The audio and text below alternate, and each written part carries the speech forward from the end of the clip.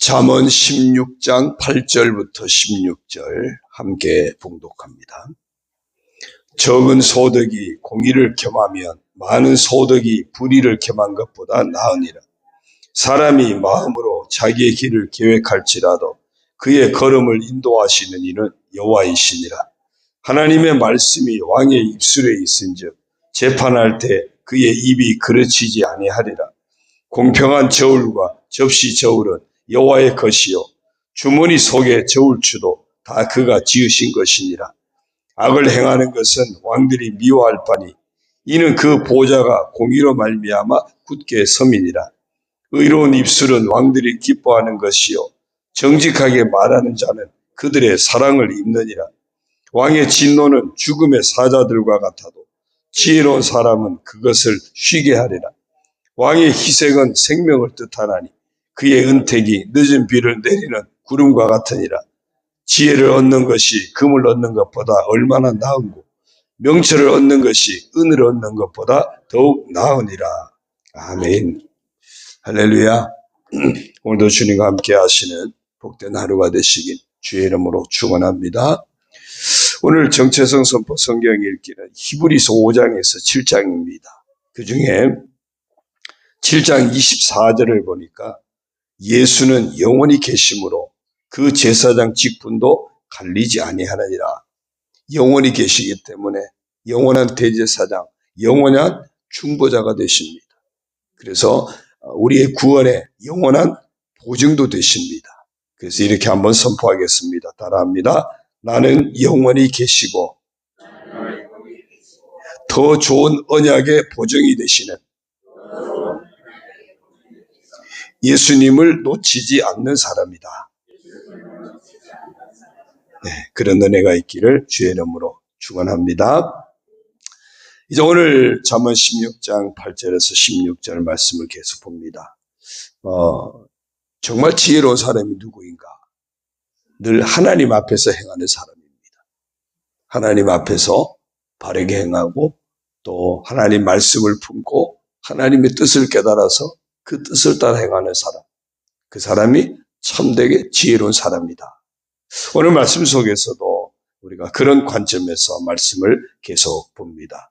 8절에요. 적은 소득이 공의를 겸하면 많은 소득이 불의를 겸한 것보다 나으니라.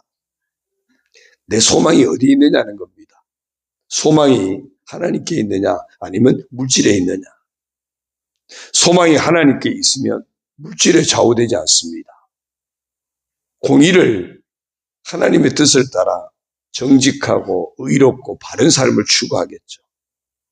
하나님 앞에서 내 삶이 어떻게 평가받을 것인가. 그래서 공의를 추구하게 됩니다.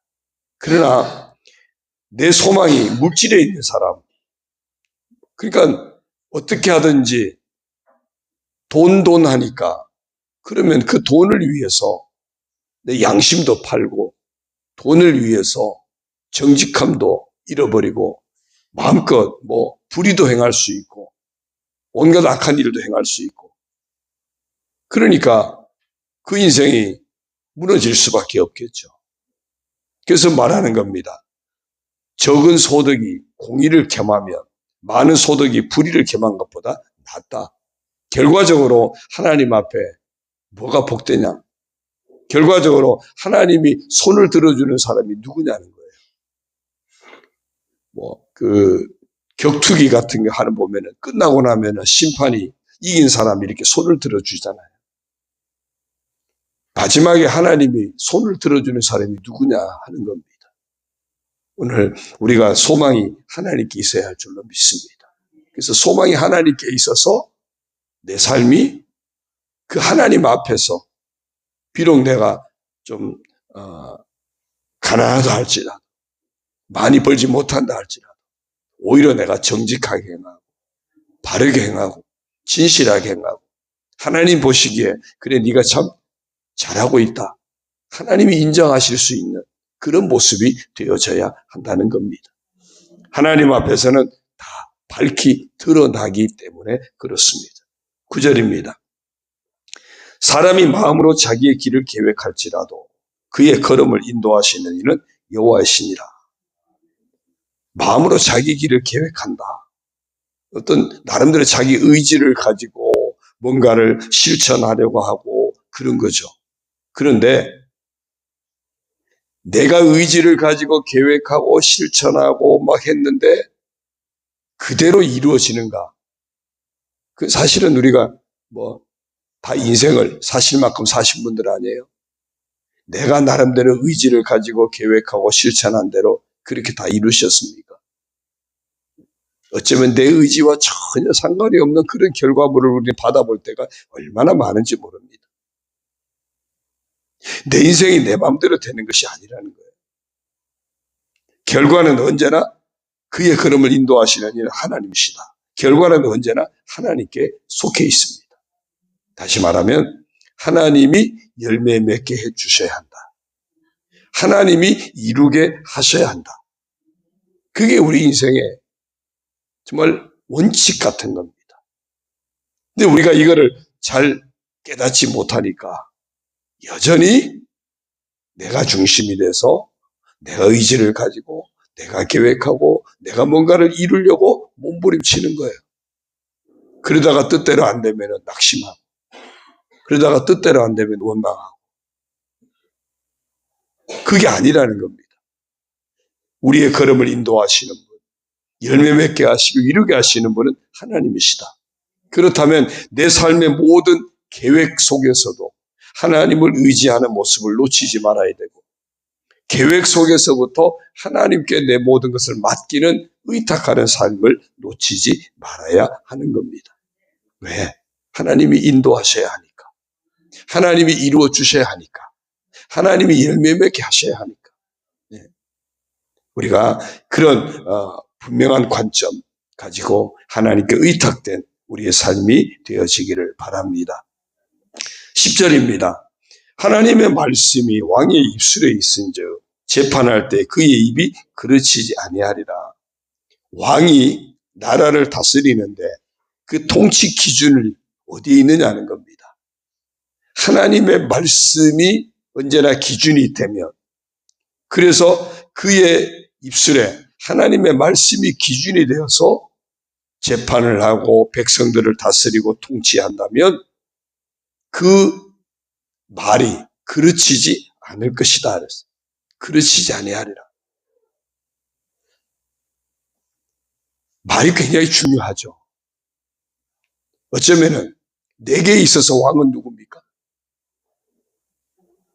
내게 있어서 왕은 누구예요? 아니 내 나라의 왕은 하나님, 이제 우리가 하나님까지 가지 말고 일단은 내 나라의 왕은 누굽니까? 나잖아요. 내가 오늘도 다 하잖아요.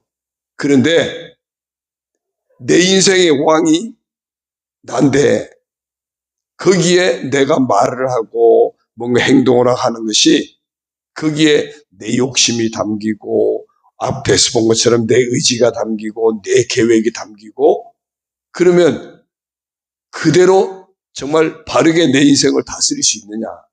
그렇지 않다는 겁니다.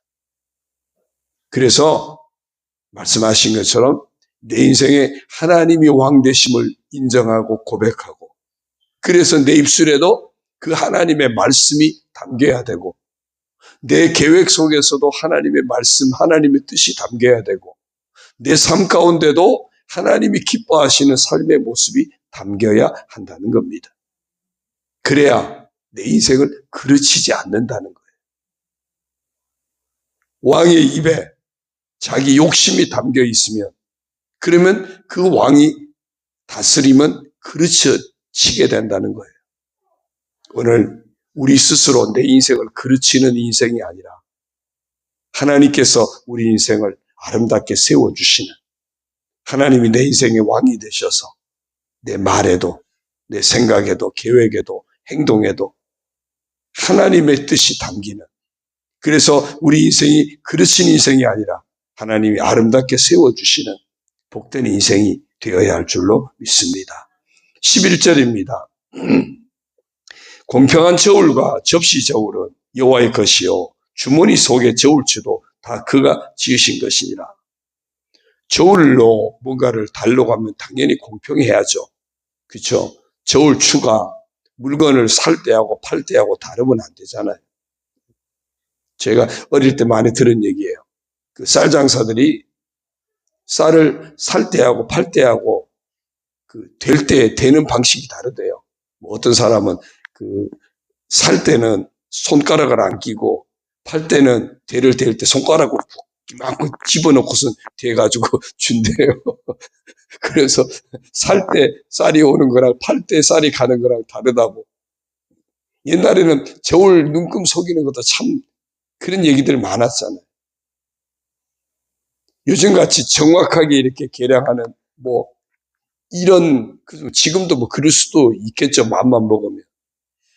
근데 요즘은 예전같이 그러지 못하지만 예전에는 저울 가지고 하니까 모르는 사람들한테 얼마든지 속일 수도 있었던 거죠. 그런 일이 비일비재했던 겁니다. 옛날에는. 특히 고대에는. 저울추를 속여서. 그래서 뭐라 그랬죠? 주머니 속에 저울추가 있다는 거예요. 주머니 속에 다른 저울추가 있어가지고 필요할 때 그걸 가지고 속이는 거죠. 그런 일들이 고대 사회에는 많이 있었던 겁니다. 그런데 오늘 분명히 이 잠언서 기자 솔로몬은 그러는 거예요. 야, 하나님 다 아셔. 그 저울추도 다 하나님이 지으신 거고 하나님이 지으신 거 가지고 네가 거짓말을 해? 남을 속여? 하나님은 다 아셔. 다 아셔. 정직하라 그 이야기입니다. 정직해라. 공의를 추구해라. 거짓 행위 하나님 앞에 다 들통난다. 그 말씀하고 있는 겁니다. 우리가 이중잣대라 그러죠. 오늘 우리에게 거짓 주머니 속의 저울추가 뭘까요? 사람을 대하는 잣대가 이중잣대예요. 제가 팔이 안으로 굽는다 그 얘기도 했지만 다른 말로 하면 이중잣대예요. 내가 이 사람을 대하는 태도랑 이 사람을 대하는 태도가 달라요. 가까운 사람, 친한 사람, 좀 적은 사람들을 대하는 태도랑 그렇지 않은 사람 대하는 태도가 달라요. 이중잣대. 교회 안에서 성도 간에 서로 이중잣대를 가지고 서로 교인들을 대한다 치면 이거는 굉장히 상처를 줄 수도 있고 아픔을 줄 수 있어요. 교회를 분열되게 하는 겁니다. 교회 공동체를 깨뜨리는 행위예요. 그래서 우리 주머니에 저울추가 양쪽에 따로 있으면 안 됩니다. 이중잣대를 갖지 않도록 우리가 정말 조심해야 돼요. 그렇잖아요. 자녀들에게 부모가 이중잣대를 가지고 편애하면 그 자녀들이 어떻게 되겠어요? 우리가 교회 공동체 속에서 이런 이중잣대를 갖지 않도록 목사인 저부터도 정말 그래야 되고요. 교회 성도들의 앞에서 이끌어 가시는 장로님들 정말 특히 더 조심해야 되고 권사님쯤 되면 그런 거 정말 조심해야 돼요. 이중잣대를 갖지 않도록. 우리 속에 혹시 숨겨진 거짓 저울추 있지 않습니까? 사람에 따라서 다르게 반응하는 그런 거짓 저울추가 내 주머니 속에 혹시 있지 않는지 늘 우리가 봐야 돼요. 하나님 앞에서 다 드러나게 되어 있으니까 하나님 앞에서 바르게 행하는 우리가 되어야 할 줄로 믿습니다. 12절입니다. 악을 행하는 것은 왕들이 미워할 바니 이는 그 보좌가 공의로 말미암아 굳게 섬이니라. 악을 행하는 것 왕들이 미워해야 되는 거 맞죠? 왕이 악을 행하는 그 신하들, 그 백성들을 좋아한다. 그러면 그 심각한 겁니다. 문제가 되는 거예요. 악을 행하는 것은 왕들이 미워하게 돼 있어요. 그래야 돼요. 그 왕의 보좌는 항상 공의로 말미암아 굳게 세워지기 때문에. 악행을 일삼는 왕 누가 그만두겠습니까? 그러니까 정직하면 특히 악행을 거부하는 왕이 돼야 되고 왕 자신도 악행을 거부해야 되고 다른 백성들의 악행도 왕은 거부해야 되고, 그게 바른 왕이라는 거예요. 그래야 보좌가 굳건하게 세워진다. 특별히 악행을 거부하는 왕이 바른 왕이거든요. 그럼 우리에게 진짜 왕이 누구겠습니까? 우리에게 늘 선한 삶을 기대하시는 하나님이 우리의 진짜 왕이시잖아요. 그래서 왕 되신 하나님 앞에서 그 하나님은 우리의 악행을 거부하십니다. 그 하나님은 우리의 거짓 행위를 거부하세요. 왕 되신 그 하나님은 우리의 이중잣대를 거부하세요. 왕 되신 하나님 앞에서 우리가 바르게 행하는 삶, 그것이 하나님이 기대하시고 원하시는 삶의 모습이기도 합니다. 이 땅에 우리 각자 세계에 주어진 세계에 왕으로 살아가게 하셨는데, 그런 우리의 세계를 하나님 앞에서 공의로운 모습으로, 정직한 모습으로 지켜내는 것, 우리를 각자의 왕으로 세우신 하나님께서 기뻐하시는 모습이기도 합니다. 13절입니다. 의로운 입술은 왕들이 기뻐하는 것이요 정직하게 말하는 자는 그들의 사랑을 받느니라. 왕이 누구를 기뻐하겠습니까? 의로운 사람들, 정직하게 사는 사람들, 그런 신하들, 그런 백성들을 기뻐해야겠죠. 참된 왕은 그런 겁니다. 그러면 우리의 진짜 왕이신, 참된 왕이신 하나님께서 마찬가지입니다. 의로운 입술을 기뻐하실 거예요. 정직하게 말하는 자를 하나님이 사랑하시는 겁니다. 14절입니다. 왕의 진노는 죽음의 사자들과 같아도 지혜로운 사람은 그것을 쉬게 하려는. 왕이 화가 났다. 그러면요, 백성들은 두려워 떨 수밖에 없죠. 그러나 왕이 진노하지 않게 하고 왕이 정말 웃을 수 있게 만든다. 그럼 그 백성은 복이 되겠죠. 우리가 하나님 앞에서 또 이런 모습이겠죠. 하나님 앞에서 정말 하나님을 기쁘시게 해드리는 사람, 지혜로운 사람입니다.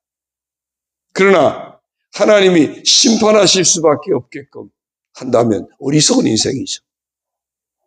우리가 하나님의 심판의 대상이 아니라 하나님의 구원의 대상이 되고 하나님의 돌보심의 대상이 되고 하나님이 복 주시는 대상, 그런 지혜로운 믿음의 사람이 되어야 할 줄로 믿습니다. 그것이 우리의 삶이 되어야 돼요. 15절입니다. 왕의 희색은 생명을 뜻하나니 그의 은택이 늦은 비를 내리는 구름과 같으니라. 그렇죠. 왕이 그 신하들과 회의를 하는데 왕의 얼굴이 환하고 뭔가 좋은 일이 있는 것 같고 막 얼굴에 그냥 웃음꽃이 막 있고 희색이 있다. 그러면 그 신하들이 얼마나 편안한 마음으로 그 회의에 참여하겠습니까? 근데 왕의 표정이 일그러져 있어요. 왕이 뭔가 막 진노가 막 화가 막 끓어올라요. 그러면 거기에 있는 신하들이 얼마나 두렵겠습니까? 두렵겠어요.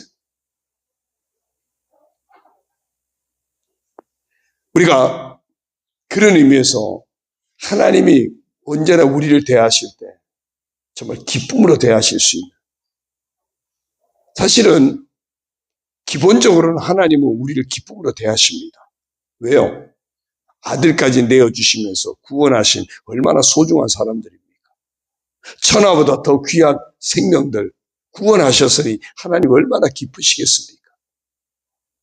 하나님이 우리를 대하실 때 기쁨으로 기대감으로 대하시는데, 이 가만히 보니까 기껏 구원해놨더니 자꾸 보따리 내놓으라 그러고, 물에서 건져내놨더니 보따리 내놓으라고 엉뚱한 데와 때를 쓰고 그냥 짜증내고, 기껏 하나님이 사랑해가지고 구원해놨더니 다른 사람들을 그냥 무시하고 다른 사람들에게 그냥 욕심이나 부리고 엉뚱한 짓거리나 하고 다니고, 그러면 하나님 표정이, 야, 내가 기대하는 게 그게 아닌데, 내가 기대하는 게 그게 아닌데, 하나님이 표정이 일그러질 수밖에 없지 않겠습니까?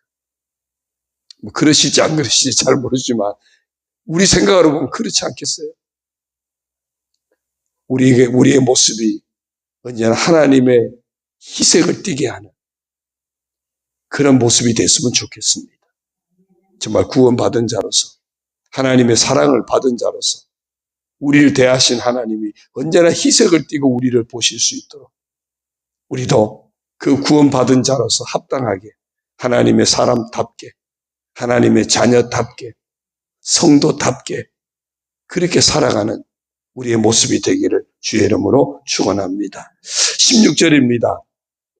지혜를 얻는 것이 금을 얻는 것보다 얼마나 나은고 명철을 얻는 것이 은을 얻는 것보다 더욱 나으니라. 우리가 지금 쭉 말씀을 보면서도 뭐가 지혜로운지 지금 다 봤잖아요. 하나님 앞에서 뭐가 더 지혜로운지 다 봤어요. 이런 지혜로운 삶을 산다면 금을 얻는 것보다 은을 얻는 것보다 더 귀하고 복된 삶이 된다는 겁니다.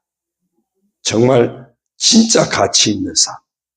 그것은 하나님이 기뻐하시는 삶이에요. 진짜 가치 있는 삶은 하나님이 마음껏 축복하실 수 있는 삶입니다. 하나님이 기뻐하셔서 마음껏 격려하시고 마음껏 축복하실 수 있는 그런 진짜 지혜로운 삶, 금보다도 은보다도 더 귀한 그런 복된 삶의 주인공이 다 되시기를 주님의 이름으로 축원합니다. 우리의 소망을 하나님께 두고 의를 행하고 하나님께 온전히 맡기는 그런 삶, 하나님의 말씀이 우리 인생을 이끌어가는 그런 삶, 정말 하나님의 뜻을 따라 행하는 진짜 지혜로운 삶이 되어져서 그 무엇보다 더 귀하고 아름답고 복된 삶의 주인공 오늘 하루가 되시기를 주의 이름으로 축원합니다. 기도드립니다. 하나님 아버지 고맙습니다. 이 아침에도 말씀으로 저희들을 인도하여 주시니 감사를 드립니다. 언제나 우리의 소망을 하나님께 두게 하여 주옵소서. 그래서 하나님이 이루어 주시고 하나님이 열매 맺게 하는 그런 복된 인생, 지혜로운 인생의 길을 걸어가게 하여 주옵소서. 언제나 의를 행하게 하시고 정직함을 추구하게 하시고 하나님께 우리 인생을 온전히 의탁하는 삶이 되게 하여 주시고 하나님의 말씀이 우리를 이끌어 가시는 그런 복된 인생이 되도록 축복하여 주옵소서. 하나님 말씀이 이끄심으로 구원에 이르는 지혜를 늘 놓치지 않게 하여 주시고 하나님 말씀이 이끄심으로 하나님의 사람답게 행하는 참된 믿음의 사람으로 설 수 있도록 인도하여 주옵소서. 정말 하나님 앞에서 아름답게 행하는 하나님이 기뻐하시는 삶을 행하는 그래서 금보다 은보다 더 귀한 지혜로운 자의 삶을 살아가는 저희들 다 되게 하옵소서. 이 하루도 주님 앞에서 아름답게 행하는 하루가 되게 하시고 믿음으로 행하는 하루가 되게 하시고 말씀 붙들고 행하는 하루가 되게 하여 주시고 성령을 따라 행하는 하루가 되게 하여 주시고 그래서 주께서 아름답게 열매 맺게 하시는 복된 인생의 주인공 다 되게 하여 주옵소서. 이 아침에도 아버지 앞에 나와서 이제 간구하는 성도들 그 마음의 소원들을 아시지요. 서로 품고 중보하며 기도하는 그 기도 소원들을 아시지요. 아버지여 응답하여 주옵소서. 가장 귀하고 아름다운 열매로 역사하여 주옵소서. 모든 병마를 물리쳐 주시고 아버지 하나님이여 마음의 갈등도 해결하여 주시고 주의 평안으로 채워주시고 주의 건강으로 채워주시고 주님의 형통함으로 가정과 자녀와 모든 생업도 복을 내려 주옵소서. 모든 것 주님 의지하옵고 예수님의 이름으로 감사하며 축복하며 기도 올리옵나이다. 아멘. 하늘에 계신 우리 아버지, 아버지의 이름을 거룩하게 하시며 아버지의 나라가 오게 하시며 아버지의 뜻이 하늘에서와 같이 땅에서도 이루어지게 하소서. 오늘 우리에게 일용할 양식을 주시고 우리가 우리에게 잘못한 사람을 용서하여 준 것 같이 우리 죄를 용서하여 주시고 우리를 시험에 빠지지 않게 하시고 악에서 구하소서. 나라와 권능과 영광이 영원히 아버지의 것입니다. 아멘.